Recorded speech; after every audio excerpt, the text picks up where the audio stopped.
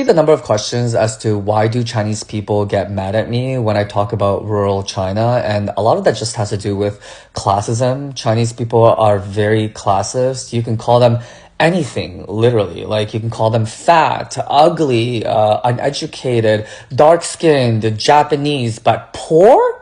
You cannot call a Chinese person poor. A couple of other things going on here. In Chinese culture, it's expected to put your best foot forward when presenting yourself to the public. And so, for instance, if we invite you over to dinner, then it's expected that we will bring out the best meat, the freshest seafood, the most expensive alcohol. Even if we're poor, we would dip into our life savings to present the best side of us. Between Chinese people, it's not that big of an issue because everyone does this, so we know how to read between the lines.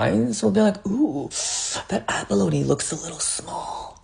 Guess they're having a difficult time. But I find a lot of Westerners sort of don't know how to interpret this and think that like every Chinese person must be filthy rich. And that Chinese people sometimes miss that in the West, this kind of behavior is not seen all that favorably. It seems like you're trying to deceive people. They might think you're fake, but in China, it's viewed more like you value yourself and your reputation. In the eyes of Chinese people, they think that you should only show the best parts of China to the outside world. But as someone who lives in the West, I know that a lot of Westerners would find that misleading, that we lie to them or that we have something to hide, and we already have a hard time gaining their trust. And so it's just better to just show them everything and be honest. But I also understand where Chinese people are coming from, because historically speaking, in Asia, China used to be the butt of the joke. Just 30 years ago, half the country was still in poverty. It was only up until recently that we became fancy Asians. Though China has done tremendously well for itself, a lot of those stereotypes still exist all across Asia, that Chinese people are